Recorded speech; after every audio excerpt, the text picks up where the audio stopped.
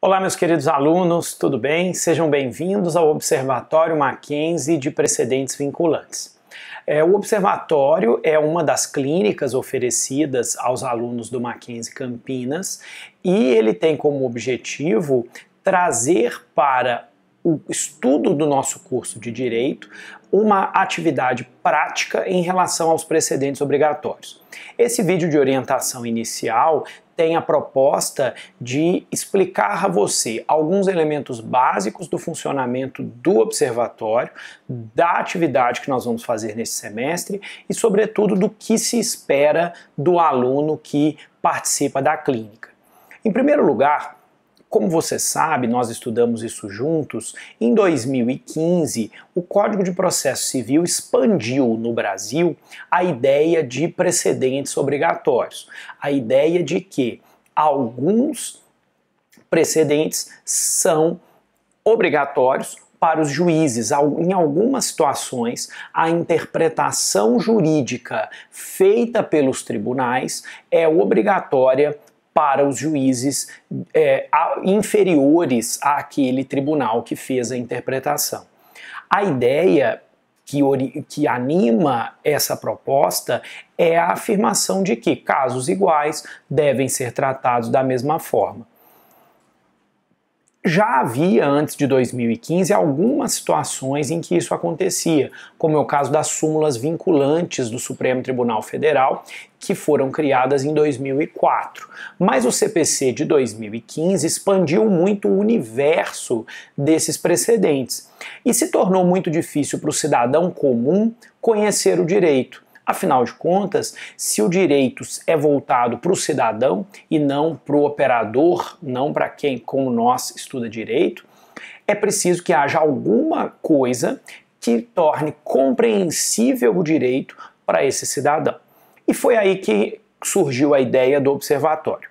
O observatório é um projeto patrocinado pelo MAC Pesquisa, que é o Instituto de Pesquisas do Mackenzie, que tem como objetivo reunir todos os precedentes obrigatórios produzidos por todos os tribunais em um único local para facilitar a pesquisa e o acesso do cidadão.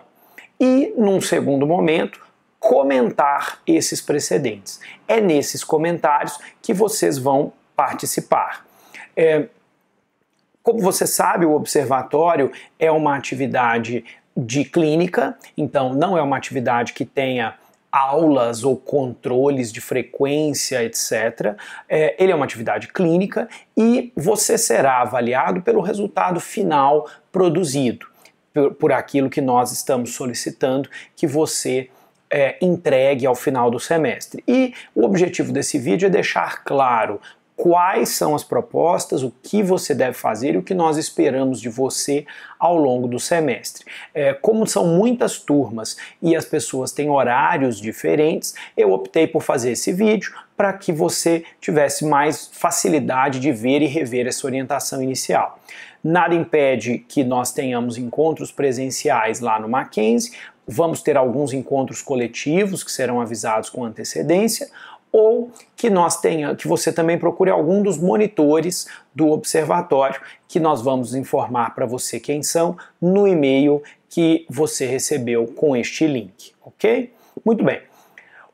Os precedentes obrigatórios estão previstos no CPC no artigo 927. Então, se você abrir aí o artigo 927, você vai ver quais são as categorias de precedentes obrigatórios, quais são as decisões que, uma vez tomadas pelos tribunais, são obrigatórias para os juízes. Lá nós temos as ações de controle de constitucionalidade julgadas pelo STF, as súmulas vinculantes, as súmulas não vinculantes do Supremo e do STJ e os recursos especiais e extraordinários repetitivos julgados pelo STF e pelo STJ, o IRDR, Incidente de Resolução de Demandas Repetitivas, e o IAC, Incidente de Assunção de Competência. Esses dois últimos, IRDR e IAC, podem ser julgados por quaisquer tribunais, não apenas pelo STF e pelo STJ. Então, por isso hoje nós vamos encontrar precedentes obrigatórios em quaisquer tribunais brasileiros. A proposta do observatório é que você escolha um precedente obrigatório, na verdade que você escolha 2 precedentes obrigatórios e, junto com um colega, comente esses 2 precedentes obrigatórios. Então é uma atividade em dupla e que se pretende que a dupla comente 2 precedentes obrigatórios. Você pode fazer sozinho? Pode. Se você preferir fazer sozinho e comentar apenas um precedente obrigatório, não há problema. Algumas pessoas perguntaram, posso participar de 2 duplas e fazer mais comentários? Sim, não há problema. Quanto a isso, você pode, nós, como são muitos os precedentes, nós somos absolutamente receptivos a todo mundo que quiser fazer mais que o mínimo. Quais são os benefícios que o observatório oferece a você? Além das horas que vão ser atribuídas à clínica, como todas as demais clínicas, o observatório também atribuirá horas de atividade aos alunos. Nós também teremos uma vantagem sobre as demais clínicas. Esse trabalho que você vai fazer e que vai ser identificado com o seu nome, vai ter a sua identificação, um trabalho autoral seu, será orientado pelos nossos monitores, pelas pessoas que trabalham comigo no observatório, que são bolsistas do observatório, e, portanto, você vai poder fazer uma atividade de pesquisa com alguma orientação, como se fosse uma monitoria, e, principalmente, depois que esse trabalho estiver pronto e aprovado, ele será publicado no site do Observatório Mackenzie de Precedentes. E essa publicação poderá ser incluída no seu currículo como uma atividade de publicação. Isso, como você sabe, é positivo quando você for procurar um estágio, quando você for procurar uma ocupação profissional, uma colocação profissional, porque é difícil para o aluno criar currículo quando ele ainda é muito jovem, e o observatório te dá essa oportunidade. Então, quanto mais comentários, melhor, mais publicações você terá para colocar no seu currículo. No futuro, o observatório buscará obter um registro ISSN. O registro ISSN é concedido às publicações de cunho científico. Quando nós tivermos esse registro ISSN, os comentários serão organizados em volumes e serão disponibilizados em PDF para a comunidade acadêmica. Cada um desses volumes poderá ser lançado, inclusive no currículo Lattes, que é o currículo criado pelo CNPq para reunir as publicações científicas de pesquisadores. Então hoje você já poderá ter essa publicação, mas ela será ainda melhor quando ela puder ser colocada no currículo Lattes, ok? O que eu quero mostrar para vocês agora é de que jeito você vai fazer isso. E eu vou pedir que você me acompanhe aqui na tela do computador. Esse é o primeiro documento que você recebeu junto com o link desse vídeo. Esse documento é o formulário da proposta do observatório. É importante que você leia esse documento e conheça aquilo que consta nele. O documento diz qual é o objetivo do projeto, e o objetivo é fazer com que você pesquise um precedente e saiba utilizar as técnicas de identificação de ratio decidendi, obter dictum, distinguishing e overruling. Ele justifica o projeto e diz quais são os resultados esperados: ampliação das atividades, das capacidades de trabalho em equipe do aluno, possibilidade de produção de um trabalho autoral, aplicação da compreensão das conexões entre direito material e processual, e a contribuição para a comunidade jurídica e para a sociedade em geral pela produção de um conhecimento que facilita a compreensão das normas jurídicas no Brasil. O que você precisa fazer neste semestre para você obter essa conclusão com sucesso do observatório? Você deverá comentar em dupla pelo menos 2 precedentes num comentário de 5 a 15 páginas E a proposta é que esse comentário explique a ratio decidendi do precedente, o modo como a sua formação ocorreu, eventuais peculiaridades deste processo e o modo como ele foi aplicado depois de ter sido criado. Basicamente é isso que se espera de você. Ah, professor, posso fazer mais de um comentário? Pode fazer mais de um comentário. Posso fazer sozinho e comentar um só? Pode fazer sozinho e comentar um só. O importante é que você produza de 5 a 15 páginas de comentário em cada precedente. Esse trabalho visa especificar qual é a ratio decidendi do precedente, qual é a razão de decidir, por que aquele precedente foi criado. Todos os nossos precedentes vão ser expressos, e eu vou mostrar isso para vocês já já, numa frase que só diz o que você deve respeitar, mas ela não diz por quê, ela não diz o contexto fático que aquilo foi desenvolvido. E a ideia do comentário é exatamente esclarecer em que situação aquilo foi estabelecido, por que aquilo foi estabelecido e de que forma se poderá compreender melhor aquele texto.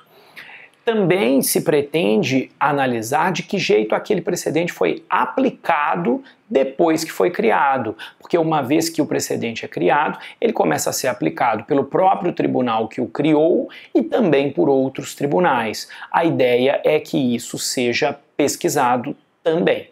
E no final, você produz esse comentário e remete para nós. As atividades estão num cronograma que também consta do material que você recebeu. Para o primeiro semestre de 2018, nós esperamos que os precedentes, que a identificação dos precedentes fosse feita até 16/3, até dia 16 de março. Você deveria enviar um e-mail para observatoriomackenzie@gmail.com identificando qual precedente você quer comentar. Se você ainda não fez isso, não tem problema, envie o mais rapidamente possível para que a gente possa monitorar isso. Até o final, até o dia 30 de abril, nós esperamos que você envie uma primeira versão desses comentários. Então, até o dia 30 de abril, a gente espera uma primeira versão dos comentários que você está elaborando, para que os nossos editores, para que os monitores que estão trabalhando no observatório possam te ajudar a prosseguir com a elaboração dos comentários. Até o dia 15 de maio, nós daremos feedback para vocês sobre os comentários, sobre como estão os comentários, o que a gente acha que pode melhorar, o que a gente acha que já está legal. E você depois vai ter mais um mês, até o dia 15/6, para entregar a versão final dos seus comentários para que eles sejam incluídos no site. Uma vez aprovado, você tem tanto a garantia de publicação no site, quanto as horas da clínica.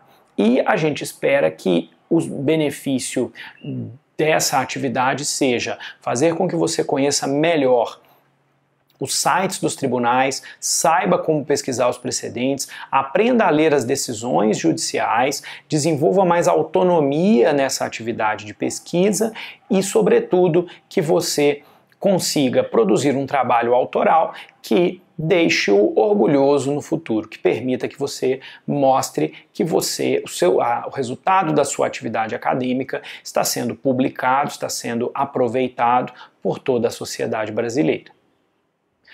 Agora eu vou mostrar para vocês o próximo formulário que você também recebeu anexo ao e-mail, que é o modelo dos comentários. Esse é o segundo documento que você recebeu junto com esse e-mail. Esse é o documento que você vai utilizar para fazer o seu comentário. Depois que você escolher o precedente, o comentário vai ser lançado aqui. No começo, o documento já indica para você todos os requisitos de formatação. Então, tá bem fácil para você saber como formatar o arquivo. É uma orientação bem pequena, mas que é clara no sentido de como você deve entregar esse formulário formatado. O formulário segue com o tema. Então, vai ter aqui um tema para você preencher e uma tese. Essa tese é o precedente que você vai utilizar. Nesse exemplo que eu estou usando, é uma questão de legitimidade do Ministério Público. Então, essa é a tese que você vai escolher. Daqui a pouco eu vou mostrar como escolher essa tese direitinho. E aí depois você vai incluir o comentário e o precedente da tese, o precedente que você utilizou. Então é bastante simples, você tem poucos campos para preencher, o importante é que fique bem feito. Esse aqui é o formulário em branco, exatamente como você recebeu. Então a primeira coisa que você vai preencher é qual é o tribunal, depois qual é a referência do precedente, qual é o número, referência do precedente é o número. Então vamos imaginar que seja uma súmula do Supremo. Aqui no tribunal você vai escrever Supremo Tribunal Federal e referência do precedente, súmula, número, qualquer coisa. Na tese você vai transcrever qual é o conteúdo do precedente, qual é o conteúdo que você encontrou naquele precedente. Então, você pega a súmula e cola aqui. O ramo do direito ao qual aquele precedente se refere, o Supremo julga todos os ramos do direito. Então, você menciona aqui qual é o ramo do direito que o Supremo está atuando naquele caso. Assuntos relacionados. Esses assuntos é como se fossem tags, sabe aquelas tags que a gente usa em blogs? Então é um assunto, por exemplo, direito do trabalho, ou direito penal, denúncia, prescrição, crime de roubo. Você coloca algumas tags sobre qual é o assunto relacionado. Qual a data da aprovação daquele precedente, e aí você começa a fazer os seus comentários. No final, a bibliografia que você utilizou e o seu nome, os autores quem são os autores do comentário, quem são os integrantes da dupla. A gente também vai indicar quem foi o editor que vai trabalhar junto com vocês, quem é o monitor do observatório. E aqui no final você vai colar as ementas relacionadas àquele precedente, o que você encontrar no site sobre aquele precedente. Vou mostrar para vocês como fazer isso agora. Esse é o formulário que você recebeu e eu vou avançar junto com vocês aqui para explicar cada parte desse formulário. É nesse formulário que você vai trabalhar. O primeiro campo do formulário são recomendações de formatação. Como que você deve fazer para formatar o trabalho, o mínimo de 5, o máximo de 15 páginas, o alinhamento, a fonte, o espaçamento, tá tudo bem explicadinho para você aqui, de modo que você não precisa olhar nenhum outro documento para saber. Todas essas recomendações de formatação estão de acordo com o Guia Mackenzie de Trabalhos Científicos. Então você já está treinando também para o seu TCC, para a sua pesquisa, porque a gente está usando exatamente as regras do Guia Mackenzie. Então você vai formatar de acordo com essas regras. Depois o formulário pede para você identificar o tribunal do seu precedente, qual é a referência do precedente, qual é a tese, o ramo do direito, os assuntos relacionados, a data da aprovação, comentário, as referências bibliográficas, quem são os autores do comentário, quem foi que editou esse comentário e os acórdãos, as ementas, as decisões futuras relacionadas ao precedente. Eu vou agora fazer um modelo com vocês para a gente entender bem como é que cada trabalho vai funcionar. Vamos imaginar que você queira trabalhar com um precedente do Supremo. Você vai entrar em stf.jus.br e lá no site do Supremo você vai ter duas abas que vão te interessar. Essa aqui de jurisprudência, você vai ter dois precedentes que o Supremo produz. As súmulas vinculantes e as súmulas não vinculantes. Se você comparar com o artigo 927 do CPC, você vai ver que ambas são precedentes obrigatórios, tanto as súmulas vinculantes quanto as súmulas não vinculantes. Se você quiser também, você pode escolher um acórdão de repercussão geral. Aqui na repercussão geral, nós temos as teses de repercussão geral, que são também precedentes obrigatórios. Vamos imaginar que você quer escolher uma súmula vinculante. Então, vamos entrar aqui, você entra aqui em súmula vinculante, você vai ter a lista das súmulas vinculantes do Supremo. Você pode escolher qualquer uma delas. Vamos imaginar que você queira escolher a súmula vinculante número 5. A falta de defesa técnica por advogado no processo administrativo disciplinar não ofende a Constituição. Então o que você vai fazer? Você vai fazer um famoso Ctrl+C, Ctrl+V, você vai vir no formulário e você vai preencher Tribunal, Supremo, Tribunal Federal. Referência do precedente. Referência ao número. Súmula vinculante, número 5. Então você vai escrever aqui súmula vinculante 5. Qual é a tese? A tese é o conteúdo do precedente. Você vem aqui e cola o conteúdo do precedente. A falta de defesa técnica por advogado no processo disciplinar não ofende a Constituição. A qual ramo do direito pertence esse precedente? Pertence ao direito administrativo. Ok? Então, identificou o ramo do direito. Quais são os assuntos relacionados? Você vai separar por ponto e vírgula. Direito administrativo. Imagine que isso são tags, igual os sites usam para a gente saber a que aquela matéria se refere. Direito administrativo, processo administrativo, defesa técnica.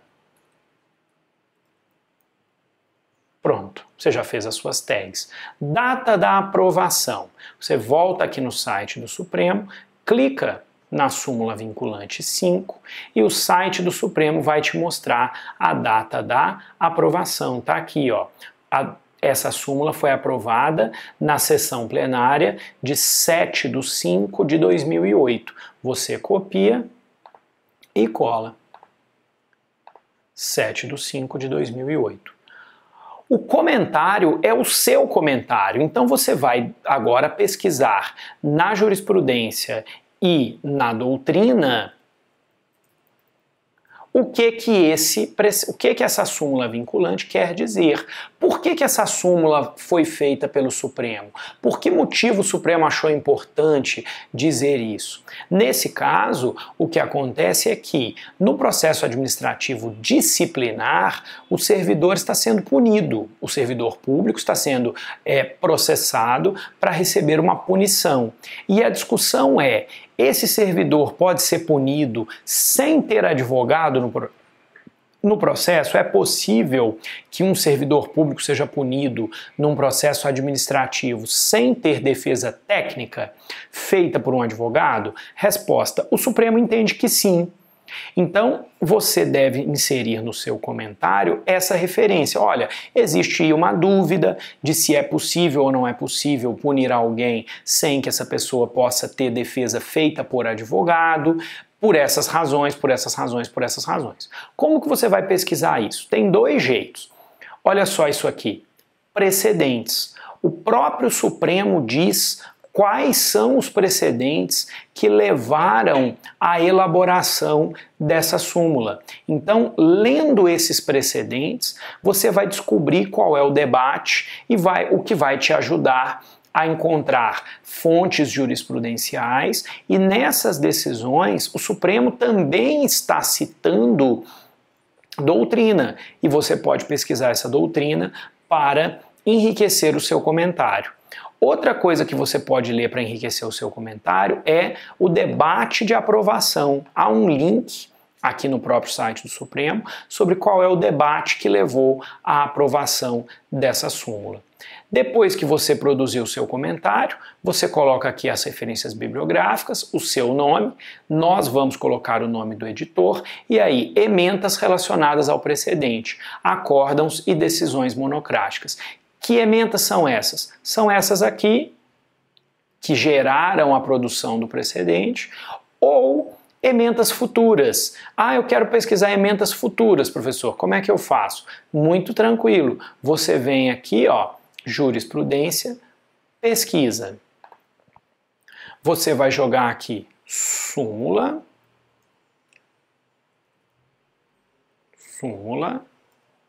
ADJ vinculante.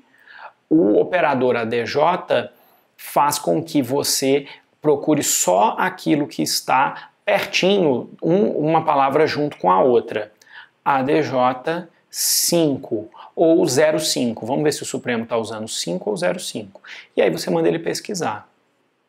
Ó, ele encontrou 10 acórdãos em que essa súmula foi mencionada. Você copia esses acórdãos, copia só a ementa desses acórdãos e coloca naquele espaço lá no final. Uma dica, use sempre esse comando, ementa sem formatação, porque aí ele abre direitinho para você. Olha a diferença, vou copiar daqui, do jeito que apareceu, e vou colar para você ver como é que fica. Copiar aqui. E vou colar lá no documento. Fica desse jeito, ó. Tá vendo? Tudo colorido, azul. Agora olha como é que fica se a gente usar o ementa sem formatação. Opa, deu um errinho aqui. Vamos pedir de novo. Ixi, o Supremo saiu do ar. Mas esse conteúdo aqui do ementa, vou pegar vamos ver se o de baixo está dando certo. Ih, Supremo fora do ar. Então, mas o ementa sem formatação fica bem mais tranquilo, fica bem mais interessante. Você pode utilizá-lo, ok? É uma dica boa para pesquisa, fica mais limpo, mais claro o seu conteúdo. E aí pronto, está feito o seu comentário. Se houver decisões monocráticas, elas também vão aparecer aqui quando você faz a pesquisa. Nesse caso não apareceu nenhuma, mas se houver alguma, elas também vão aparecer nessa pesquisa. Ok? Agora vamos supor que você queira fazer alguma coisa do STJ. Você fala, professor, não quero Supremo, quero STJ. Você vai entrar no site do STJ, stj.jus.br, e aí você vai vir aqui passar o mouse em jurisprudência. Aqui em jurisprudência você vai ter duas opções. Ou você vai pesquisar súmulas, tal como a gente fez no caso do Supremo, ou você vai pesquisar aqui, ó, repetitivos e IAC. Se você olhar no artigo 927 do CPC, os julgamentos de casos repetitivos também são precedentes obrigatórios. Então você vai pegar aqui, vamos pegar um repetitivo para fazer diferente do que a gente fez do Supremo. O mais fácil é você jogar aqui, ó, organizados por assunto. Você entra e aí vamos supor que você, por alguma razão que eu não sei explicar, goste de direito penal. Você entra aqui em direito penal e você poderá fazer um comentário sobre direito penal. O STJ já vai te dar os 8 julgamentos, os 8 casos em que o STJ julgou em repetitivos, casos de penal. Vamos escolher esse aqui sobre crime impossível. O crime de furto cometido no interior de estabelecimento comercial com existência de sistema de segurança ou de vigilância eletrônica não o torna impossível. Você entra aqui, o STJ já vai te dar a ementa do precedente, vai te dar a tese prontinha para você. Então, o que você vai fazer? Mesma coisa que a gente fez no Supremo. Ó, nós vamos lá, vamos identificar Tribunal Superior Tribunal de Justiça. Referência do precedente. Observem que esse precedente tem duas referências, ó. Ele é o tema 924 no STJ e ele também decorre de um acórdão, que é esse RESP, não é uma súmula, é um acórdão. Então é importante que você copie as duas referências, como eu fiz aqui, ó, tema 924, RESP número tal. Qual é a tese? O STJ te diz aqui, ó, tese. Você copia tudo isso aqui, que é a tese do STJ. Aliás, desculpe, a tese é isso aqui, ó, tese. É o primeiro parágrafo. Tese. Que é essa que está aqui em cima também, ó. O crime de furto, você copia aqui tranquilo e põe aqui, tese. Pronto. Já tenho a tese estabelecida. A existência da vigilância eletrônica não torna impossível o crime. Ok? Então, fiz aqui a tese, probleminha de formatação, a gente vai ajeitando, pronto. Tribunal STJ, vou colocar a tese aqui embaixo para ficar certinho, pronto. Ramo do direito, direito penal. Assunto relacionado, direito penal, crime de furto, vigilância eletrônica, vigilância eletrônica, crime impossível. Data da aprovação. A data da aprovação já veio junto aqui, ó, nessa referência, julgado em 27/5/2015. Então essa é a data da aprovação, a gente já cola aqui. O comentário é o seu comentário. Aqui você vai escrever o que é crime impossível, por que o STJ discutiu isso, por que não é crime impossível quando você tem segurança no interior do estabelecimento. A vantagem de você comentar um repetitivo é que o próprio STJ já está explicando. Ó, aqui na continuidade do texto já tem várias explicações. Você só vai aprofundar essas explicações que o próprio STJ já está dando. Referências bibliográficas, a sua identificação e as ementas relacionadas ao precedente. Então, aqui você já vai ter uma ementa relacionada ao precedente e aí você vem aqui, ó, acórdãos posteriores ao repetitivo. Você clica aqui e o STJ vai te mostrar. Nesse precedente, o STJ também está relacionando a uma súmula. Então, a súmula 567. Então, vale a pena também você checar a súmula 567, que tem basicamente o mesmo teor do repetitivo. Então, você anota também a existência da súmula 567. Ok? Então, e aí está pronto o seu comentário. Você copia as ementas dos acórdãos aqui e está pronto o seu comentário. Esse trechinho aqui do comentário é que vai ter de 5 a 15 páginas, conforme você queira se aprofundar, certo? Pessoal, em resumo é isso aí. Como você viu, é bem mais simples do que a gente imagina, né? É bem mais tranquilo. Você também vai receber com o e-mail que veio com esse link, um checklist. Esse checklist é o que nós vamos olhar no seu comentário. Você vai ver lá que tem se a ratio decidente está bem indicada. O que é ratio decidente? Por que o tribunal decidiu isso? Quais são as razões de fato e de direito que levaram o tribunal a decidir isso? Se o texto está bem escrito, se a pesquisa está bem feita. Então, os critérios de avaliação do seu comentário são totalmente objetivos e são totalmente transparentes. Todos eles vão ser expostos para você agora, antes de você começar a trabalhar. Ficou com alguma dúvida? Não tem nenhum problema. Você me encontra no Mackenzie, nos intervalos após a aula. Você também pode procurar os nossos editores, que são os monitores do site. E você também pode mandar um e-mail para observatoriomackenzie@gmail.com. Qualquer dúvida, a gente resolve por lá. Um abraço, bom trabalho para vocês.